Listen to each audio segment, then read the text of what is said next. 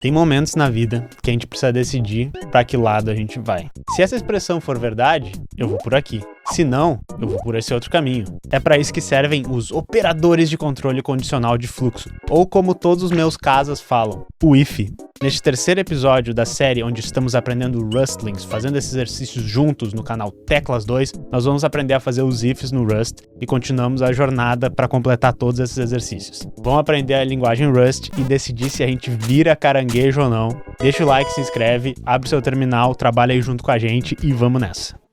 Vamos ver, já estamos no if e eu já vou dizer aqui, nós vamos ir até esse terceiro aqui hoje, tá? A gente já fez bastante coisa hoje, mas então a gente está nos exercícios de if, né, de condicionais número 1. Então nós vamos fazer esse if e vamos finalizar por hoje, mas vamos ver qual é que é. If 1. Vamos só ver o erro de novo. Tipos errados. Esperava um i32 e retornou nada. Tá, eu acho que isso é muito parecido. Porque, tá, tem uma função bigger, né? É maior que, ela deveria retornar um i32 porque ela vai retornar o maior entre A e B, provavelmente. Aqui, tá, ela não tá fazendo nada. Não use outra chamada de função, não use variáveis extras. Beleza. A gente pode fazer assim. Eu sei que outras linguagens têm isso, e eu acho que eu lembro. Tipo assim, ó, A maior que B, pergunta, retorna A, se não, retorna B.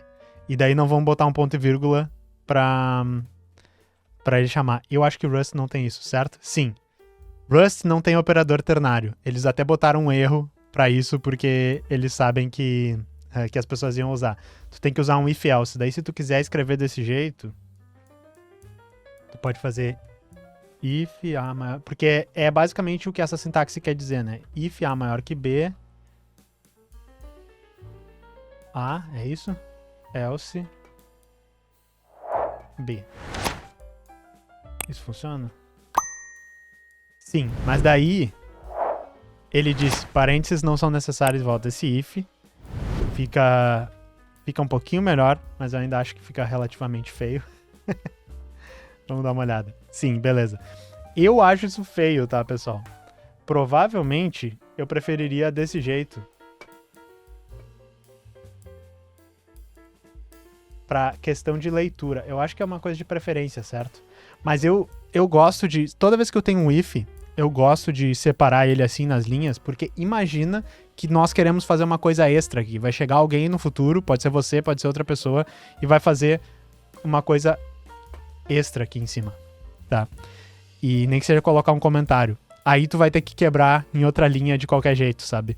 E eu também acho que é mais fácil de ler, porque se tiver um problema na primeira cláusula, teu olho vai vir pra essa linha e não, tipo, pra uma coluna aqui no meio, e daí tu, tipo, não, eu tenho que ir lendo até eu achar isso. Não, tu pode ir só pra linha direto. Então, tá certo essa sintaxe? Tá. E geralmente eu também faria isso, tá? Eu sei que é não necessário. Ele vai reclamar que é não necessário, mas geralmente eu também gosto de botar os parênteses, porque na minha cabeça meio que faz sentido delimitar isso, mas eu sei que não é tão ruim isso. Qual editor eu gosto de usar? Cara, eu uso o VI no geral, porque no meu dia a dia eu tenho escrito muito pouco assim código, assim, a full, ficar escrevendo muito código, né? Então, geralmente eu uso o VI e eu uso um monte de Tmux, assim, né? Eu tô dentro do Tmux aqui, eu fico dividindo as coisas e botando daí tem vários scripts que rodam assim. Se eu preciso só escrever texto ou outras coisas, eu uso um editor de texto muito simples. Eu tenho o Pulsar lá, que é o Atom simples, e eu uso todas as outras ferramentas pelo terminal mesmo, sabe? Se eu quero rodar um agente ou alguma coisa de código de IA para fazer junto, eu tenho usado o Aider, que é uma ferramenta que usa no terminal, sabe? Então, assim, eu gosto das ferramentas mais roots possível, não porque eu quero me sentir melhor que os outros, alguma coisa assim, mas eu gosto de, inclusive, ter que pensar muito antes de digitar e não deixar a ferramenta ficar escrevendo muita coisa por mim, sabe? Eu já faço isso há muito tempo. Eu tive uma fase quando eu tava na faculdade, ou depois que eu queria o melhor editor, que fazia todos autocompletar e todas as coisas, e eu fui ficando cada vez mais, tipo, literalmente o que eu tô mostrando aqui pra vocês é a maneira como eu programo, porque quanto menos linha de código tu fizer, na realidade melhor, sabe? O que tá acontecendo? Nós estamos fazendo os exercícios de Rust. Vamos pro próximo aqui. cria um predicado ali, pô, eu não sei se eu entendi, Franklin, tu pode me ajudar? O que foi? Porque eu perdi o contexto. Vamos para a próxima. Exercício 2 de if, esperava uma string e achei um inteiro. Tá, eu acho que esse aqui, que nem eu disse, eu já fiz isso antes. Isso aqui tá mostrando uma coisa interessante. O if, ele pode retornar os valores. Isso é uma outra coisa que a gente nem chegou a comentar. Eu podia, inclusive, usar o Nerd Tree do VI para abrir os arquivos aqui. Talvez eu faça isso para a próxima. Eu nem tô... Porque esse aqui não é meu PC que eu programo, geralmente. Esse é o PC das lives. É mais PC de jogo, outras coisas. Mas daria para botar no VI aquele negócio de navegar os arquivos. Talvez eu faça isso porque vai facilitar um pouco a nossa vida. Vocês viram o que eu fiz aqui? Eu fiz um if. Aí aqui ele deu um return A. Aqui ele deu um return B. Não precisei escrever isso, sabe? Eu poderia ter... Tipo, esse aqui é o código grande. Então, o código dentro do if, ele pode retornar um valor. Esse segundo aqui que deu errado, ele tá retornando uma string na primeira, né? Uma palavra. Ele testa se a comida é igual a morango. Ele diz yummy. O segundo, ele retorna um número. Enfim, i32 e 64, que seja. Não dá pra fazer isso. Provavelmente é esse o erro que ele tá nos dizendo, ó. Esperava uma string, achei um inteiro. Porque ele tá dizendo que ele vai retornar uma string. Tu não pode, então, mesmo que tu possa ter mais de um return, mais de um caminho pra tua função seguir, todos eles têm que retornar o mesmo valor, senão tu não tu não pode confiar no protótipo dessa função. Ela retorna valores diferentes em tipos diferentes, né, em situações diferentes. Isso é um erro. Comecei a testar o Neovim e o Emacs. É um outro mundo esse editor de terminal. Eu tô pra aprender o Neovim. Eu nunca consegui aprender direito, mas deve ser tranquilo. Mais cedo na live você destacou um lado positivo do gatekeeping na cultura CyberDex. É possível aplicar a mesma lógica no mundo da programação? Não sei. Eu sempre lutei muito contra o gatekeeping no mundo da programação e do Linux especificamente. O mundo do Linux software livre tem do GNU Linux, né? Desculpa, o que você está chamando de Linux? Na realidade, é o GNU mais Linux, como eu digo às vezes. Então tem um gatekeeping horrível. Mas eu acho que dá pra entender que no contexto ali do CyberDex, de menina, principalmente, a ideia que o pessoal quer é que não vire uma identidade, tá ligado? E na programação tem um paralelo que vocês podem pensar, eu deixo como exercício pra vocês, que essa coisa de sou programador, sou nerd, sou o influenciador dessa coisa, vira uma personalidade, vira um traço de personalidade e vira uma coisa que tu pode vender e fazer marketing em cima. O próprio, tem uma crítica aí, é o que o pessoal chama de webcomunismo, né? Que é a bolha que eu tô. As pessoas que, tipo, usam essa estética, usam essa coisa toda que a gente tem aqui, porque isso é um produto para ser vendido no mercado das ideias, dos influenciadores, tá ligado? Isso é uma coisa que a gente sempre tem que prestar atenção. Então, o gatekeeping pode ser o que o Lenin chamava de criticar os oportunistas, às vezes, também, no webcomunismo. Mas, enfim, fica para vocês pensarem. O Rust não tem ternário porque entende que não precisa de duas sintaxes para fazer exatamente a mesma palavra. O retorno explícito. Eu concordo. Isso é uma coisa que eu gosto, que eu consigo entender, tá? Inclusive, o operador ternário, ele é muito feio. E quando tu consegue concatenar os ternários, vocês já viram? Tipo, se A é maior que B, então, se C é maior que B, então, sabe, tu consegue concatenar e daí fazer uma expressão numa linha que é um negócio absurdo, assim. O React usa muito isso, né? Eu programo um pouco de React, JavaScript. O pessoal usa os operadores ternários para escrever código no React, que é aqueles componentes misturados com HTML, JSX. Cara, fica uma caca, fica uma coisa horrível, mas é muito pior fazer com if ou usando variáveis e tal. Então, enfim, mas eu entendo. Colocar instruções condicionais em uma função predicado para criar significado e reaproveitar em outros locais. Estilo linguagem funcional, apenas sugestão. Tá. Mas eu vou... Aqui a gente ainda não chegou nesse tipo de coisa, mas acho que eu entendi. Faz sentido. Considerando um contexto em que a qualidade de software em geral vem deixando a desejar. Tá, mas assim, eu não acho que a qualidade de software tá deixando a desejar porque tá entrando muita gente na área. É por isso que eu acho que tem que tomar cuidado com o negócio do gatekeeping. A qualidade do software tá decaindo por causa da maneira que o mercado de trabalho exige que a gente trabalhe, tá ligado? Enfim, falar de IA pra produzir código agora é bem simples de entender isso que eu tô tentando dizer. E o JVC falou uma coisa muito legal. Em C, tem expressões e tem sentenças. Algumas coisas retornam valor, algumas coisas não retornam. As linhas, elas podem ter um significado diferente. Inclusive, se eu não me engano, isso é um dos motivos porque a vírgula como operador em C faz umas coisas muito estranhas. Então, tu tem razão que em Rust o fato de ser tudo consistente é muito legal. Só porque faz 10 anos que ninguém faz... Ah, não, tá, beleza. Mas beleza, vamos continuar aqui. Tá, beleza, a gente descobriu o que era. Ele tá retornando valores diferentes em cada expressão. Então, assim, corrija o erro de compilador dessa função. Eu acho que isso aqui seria uma correção, certo? Ah, tá, entendi. Mas daí, isso aqui é uma outra coisa legal. Ele deu erro, porque aqui embaixo ele tá rodando um teste. Isso aqui é muito legal, que ele começa a explicar um pouco programação orientada a testes para vocês, tá? Então, assim, já tem um monte de coisa no código Rust aqui que a gente não aprendeu ainda e que eu não sei / não me lembro, tá? Ele tem vários testes, aí daí ele faz aqui yummy food, e daí ele faz assim, a função que a gente tá ali em cima, quando passa morango, tem que retornar yummy. Isso aqui em cima, ó, if food, né, igual a strawberry, retorna yummy, isso tá certo. Aí se não for, ele retorna um valor. Eu botei a string 1, compilou, porém os testes não passaram. Porque aqui embaixo ele diz, quando é batata, ele diz, acho que dá pra comer isso. E se não, ele diz no thanks. Então olha só, vamos só ver aqui. O else tem que ser no thanks. E tem... Deixa eu só ver aqui.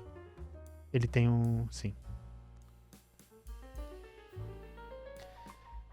Agora, funcionou mais alguns testes. Yummy food, ok. Comida neutra falhou. E daí ele já parou nesse teste. É isso? Tá. A gente tem que botar um if extra. E daí a gente vai aprender else if. Não, else if, será? Lembrar de novo. Food igual a potato.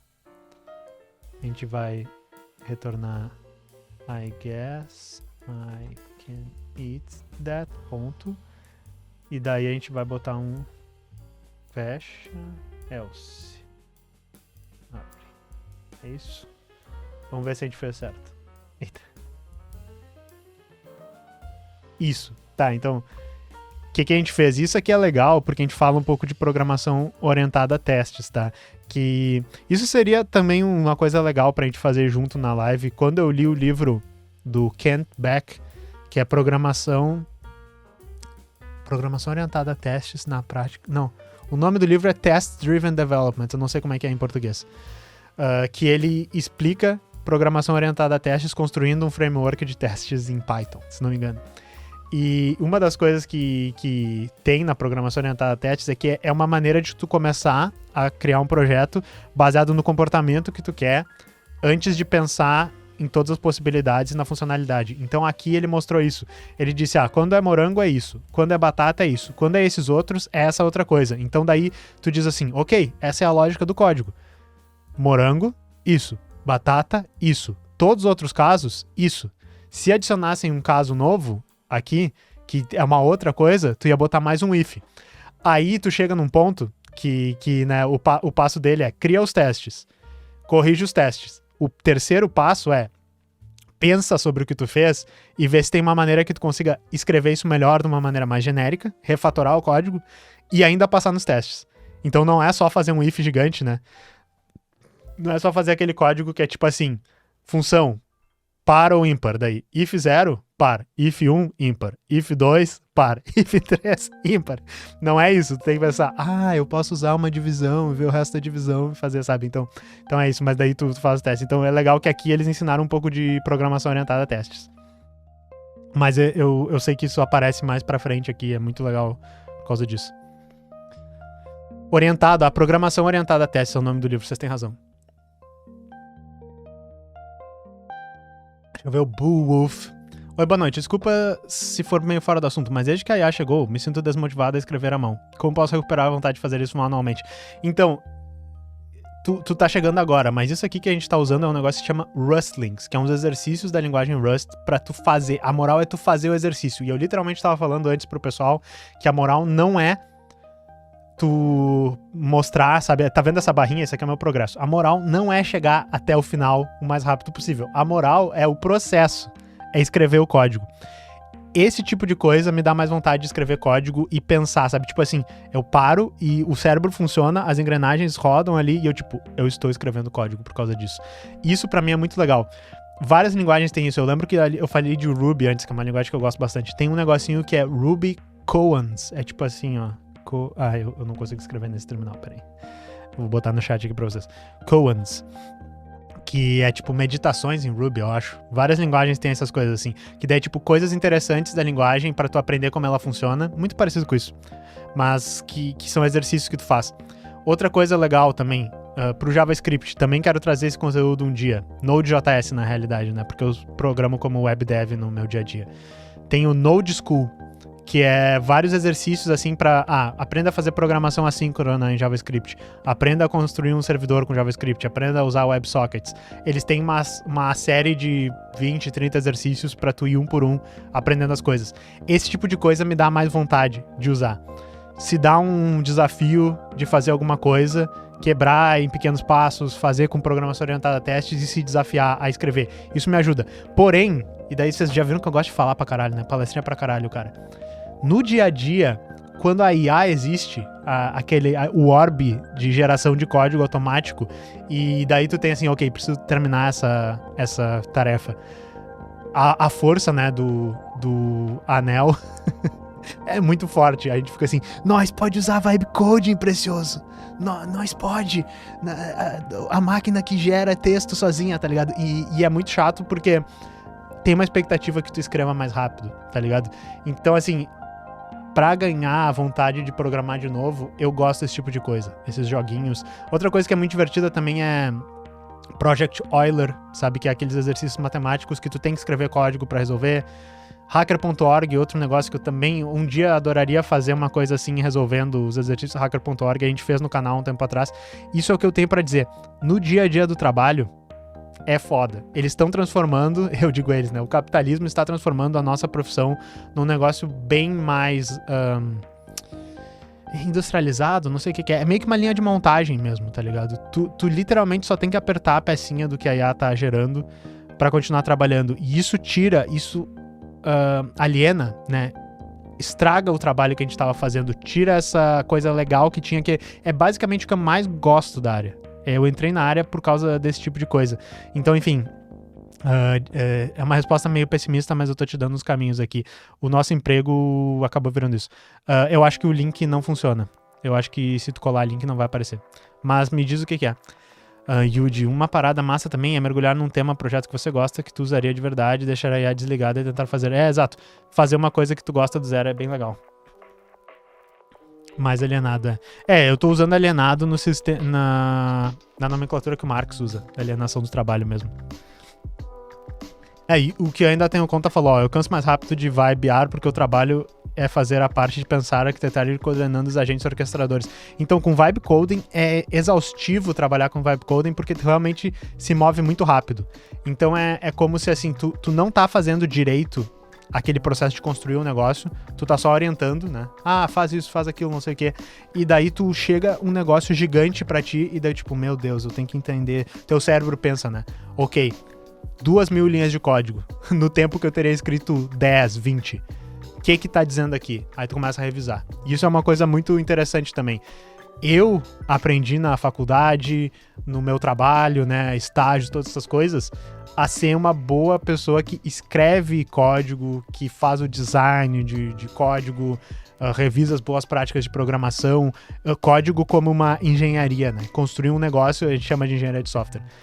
Usar IA com vibe coding é muito diferente. Porque não é só o pessoal fala, vai ser o pessoal que sabe fazer o projeto, é o pessoal que sabe... Sim, mas ao mesmo tempo, tu gera um calhamaço de coisa que não é bem código. É um negócio pronto que já funciona. E daí tu tem que estudar aquilo, entender e integrar essas coisas. É uma profissão que a gente não treinou. Pelo menos eu, né, que fiz faculdade há uns 10, 15 anos atrás. Quantos anos eu fiz faculdade? Caralho. Eu me formei em 2012. Tá, 14 anos atrás. Então, vocês entendem o que eu tô querendo dizer? Era o Rust Columns. Tá, depois a gente procura isso. Beleza, vamos finalizar aqui, que vocês estão vendo que eu tô batendo muito papo. If e else tem tipos incompatíveis. Tá, eu tô achando que isso é muito parecido com a outra coisa, vamos ver. If 3. Arrume o erro de compilador. Função habitat animal. Tu recebe um animal que é uma string e retorna uma string. Se identifica... Não, deixe... Tá, let identifier. Ele fez uma variável aqui. E ele fez if animal igual a crab. 1. Else if animal igual a gopher 2.0. Else if animal igual snake, snake 3. Se não, unknown. Tá. O problema aqui é que essa variável não tem tipo. Tá. Let identifier não tem tipo. Se ele só tivesse colocando 1 aqui dentro, tava sussa. Se ele só tivesse colocando 2.0, que é um número com ponto flutuante, também tava sussa. 3 também é um inteiro, né? Unknown é uma string. Você tem 3 tipos diferentes aqui nessa coisa. Então, vamos pensar como é que a gente pode resolver. Não mude essa coisa aqui embaixo. Se o identificador é igual a 1, praia. Se o identificador é igual a 2, borough. Sei lá o que é em inglês. Alberta. Eu penso nos britânicos falando. Ou Scottish, né? Como é que é? Escocês. Alberta. Se não, se é 3, deserto. Se não, não. Tá? Aqui ele testa números e retorna string. Então, tecnicamente, a gente teria que retornar 2 e 3. E aqui no else, a gente deveria ter que retornar, tipo, 0. É isso? É. Tá, então...